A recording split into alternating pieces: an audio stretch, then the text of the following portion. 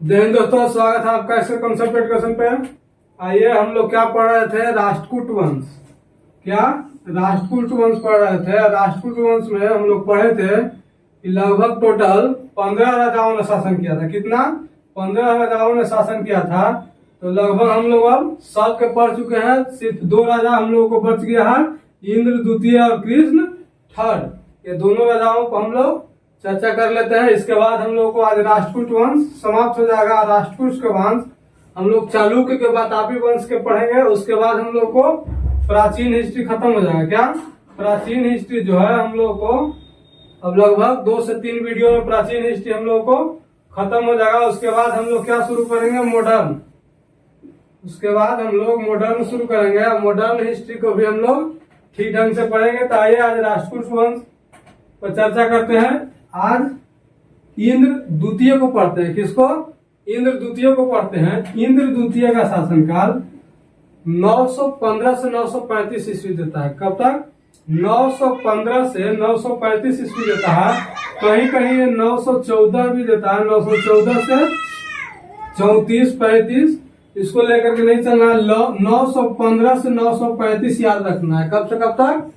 इंद्र जो है, इंद्र द्वितीय का शासनकाल 915 ईस्वी से 935 ईस्वी तक रहता है। और ये सिर्फ कुछ काम नहीं कर पाता, सिर्फ 1-2 काम करता है। उसके बाद फिर अगला राजा बनता है। ये क्या करता है इसके शासनकाल में? और अरबी यात्री, कौन? अरबी यात्री अल मसूदी था जो इसके शासनकाल में भारत आया था। कहा? अल मसूदी। कौन? अल मसूदी यात्री था जो अरब यात्री था, अरबी यात्री था। वो इंद्र द्वितीय के शासनकाल में आया था। किसके शासनकाल में? इंद्र द्वितीय के शासनकाल में। और यह सिर्फ क्या किया था कि कनौज पर आक्रमण कर करके, कहा?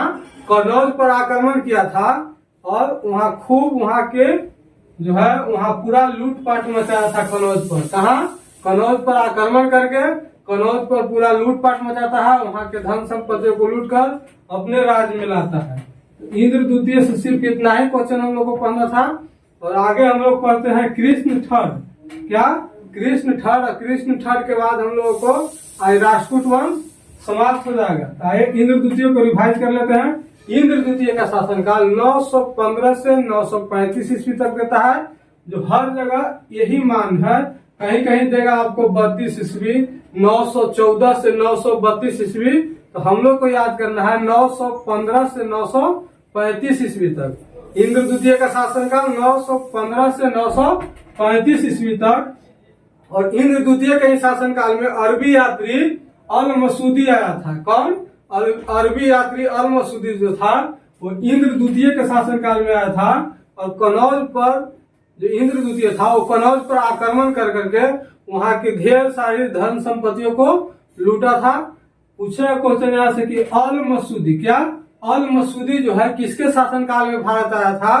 तो इंद्र द्वितीय के शासनकाल में। किसके शासनकाल में? इंद्र द्वितीय के शासनकाल में। और अल मसूदी जो है कहाँ का यात्री था? तो वो अरबी के यात्री था, अरब से आया था भारत पर। कहाँ से? अरब से भारत में आया था, इसलिए उसको अरबी यात्री कहते हैं। तो अरबी यात्री अल मसूदी जो है इंद्र द्वितीय के शासनकाल में आया था। उसके बाद आप हम लोग को पढ़ लेते हैं अगला राजा कृष्ण थर्ड। कौन? कृष्ण तृतीय पर चर्चा करते हैं। कृष्ण तृतीय का शासनकाल 939 से लेकर के 967 ईस्वी तक रहता है। कब से कब तक? 939 से लेकर के 967 ईस्वी तक कृष्ण तृतीय का शासनकाल रहता है। किसका? कृष्ण तृतीय का शासनकाल रहता है। और इसके समय में क्या हुआ था कि कर्नाटक में सब चला था। हम लोग किस साइड का पढ़ रहे हैं? देखिएगा, दक्षिण भारत के राजाओं पर हम लोग चर्चा कर रहे हैं। कहाँ के? दक्षिण भारत के राजाओं पर चर्चा कर रहे हैं। और इसके समय में क्या था, कर्नाटक में भयानक एकदम अकाल पड़ा था। पूरा एकदम पूरी तरह से अकाल पड़ा था। तो इसी के शासनकाल में, कृष्ण तृतीय के शासनकाल में कर्नाटक में बहुत बड़ा अकाल पड़ा था, एकदम भयानक अकाल सुखद है। और तंजौर पर क्या किया था कि विजय प्राप्त किया था। कृष्ण तृतीय जो है वहां देखेंगे क्या कि कनौज पर इंद्र द्वितीय क्या करता है कि लूटपाट करता है, वहां के धन संपत्तियों को लूट करके अपने राज्य में लाता है। और ये क्या करता है कृष्ण तृतीय कि तंजौर पर विजय प्राप्त करता है। कहा? तंजौर पर विजय प्राप्त करता है। अब तंजौर पर विजय प्राप्त करने के उपलक्ष्य में यानी खुशी में क्या करता है कि उपाधि लेता है तंजमय कोंड के। किसके? तंजमय कोंड की उपाधि लेता है।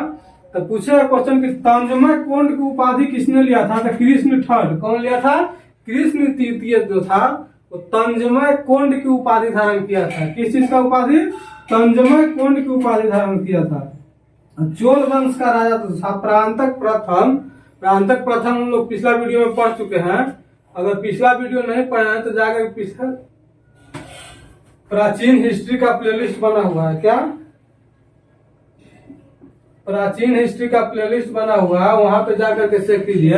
हम लोग पूरा चोल राजाओं को एकदम बारी बारी से सारे चोल राजाओं को पढ़े हैं। तो वहां प्रांतक प्रथम भी पढ़े हैं। तो क्या किया था कि चोल वंश के कृष्ण थर्ड जो था, कृष्ण तृतीय क्या किया था कि चोल वंश के जो प्रांतक प्रथम राजा था उसको पराजित किया था, उसको हराया था। उसके बाद ये क्या किया था? कृष्ण थर्ड जो है वो कहा? रामेश्वरम में। कहा? रामेश्वरम में विजय स्तंभ का निर्माण करवाया था। किस स्तंभ? विजय स्तंभ का निर्माण करवाया था। तो क्वेश्चन यहाँ से इससे पूछेगा कि विजय स्तंभ का निर्माण रामेश्वरम में किसने किया है? रामेश्वरम में विजय स्तंभ का निर्माण किसने किया? तो कौन था? कृष्ण तृतीय था। कौन? कृष्ण तृतीय था जो रामेश्वरम में विजय स्तंभ का निर्माण करवाया था। और इसका एक प्रसिद्ध दरबारी कवि था। कौन? प्रसिद्ध दरबारी कवि था पोन। क्या नाम था उसका? पोन था। वो एक किताब लिखा था, उसका एक रचना था जिसका नाम था क्या? शांतिपुरम। क्या नाम था? शांतिपुरम। और इसी के साथ हमारा क्या है कि राष्ट्रकूट वंश आज समाप्त होता है। तो आइए कृष्ण तृतीय के एक बार फिर से रिवाइज कर लेते हैं। क्या करते हैं? कृष्ण तृतीय के एक बार फिर से रिवाइज कर लेते हैं। कृष्ण तृतीय का शासनकाल 939 से लेकर के 967 ईस्वी तक रहता है। कब तक? 939 से लेकर के 967 ईस्वी तक रहता है। और इसी के समय में कर्नाटक में एक भयानक अकाल पड़ा था। क्या पड़ा था? भयानक अकाल पड़ा था। और ये क्या करता है कि तंजौर पर विजय प्राप्त करता है। तंजौर पर आक्रमण करता है और वहां के राजा को पराजित करके तंजौर पर विजय प्राप्त करता है। अब तंजौर पर विजय प्राप्त करने के उपलक्ष्य में तंजमय कोंड की उपाधि धारण करता है। किस चीज का? तंजमय कोंड की उपाधि धारण करता है। और चोल वंश का राजा वो था प्रांतक प्रथम। हम लोग पिछला वीडियो में चोल वंश पूरी अच्छी तरह से सारे राजाओं को चोल वंश के पढ़ चुके हैं। जाकर के प्लेलिस्ट चेक कीजिए, वहां पे चोल सारे राजाओं को पढ़ चुके हैं। तो क्या था कि चोल वंश का प्रांतक प्रथम था। वो क्या करता है? कृष्ण तृतीय कि चोल वंश पर आक्रमण करता है और वहां के राजा होता है उस समय का प्रांतक प्रथम। प्रांतक प्रथम को क्या करता है कि पराजित करता है और वो अपने राज्य में क्या करता है कि वहां के राजाओं के सारे शासन अपने राज्य में मिला लेता है। और उसके बाद ये रामेश्वरम में, कहा? रामेश्वरम में, तमिलनाडु में। रामेश्वरम में क्या करता है कि विजय स्तंभ का निर्माण करता है। किस चीज का? विजय स्तंभ का निर्माण करवाता है। और इसका एक दरबारी कवि था जिसका नाम था पोन। क्या? पोन नाम था, जिसका एक पोन की एक रचना था जो बहुत विख्यात रचना है, जो हर एक बार एग्जाम में पूछता है, जिसका नाम क्या था? शांतिपुरम। तो क्वेश्चन पूछेगा कि शांतिपुरम की रचना किसने किया? तो शांतिपुरम का रचना पोन किया। कौन? पोन। और पोन किसके दरबारी कवि था? तो कृष्ण तृतीय के दरबारी कवि था। किसका? कृष्ण तृतीय के दरबारी कवि था। तो इसी के साथ हमारा राष्ट्रकूट वंश आज समाप्त हो गया। वीडियो थोड़ा छोटा हुआ होगा।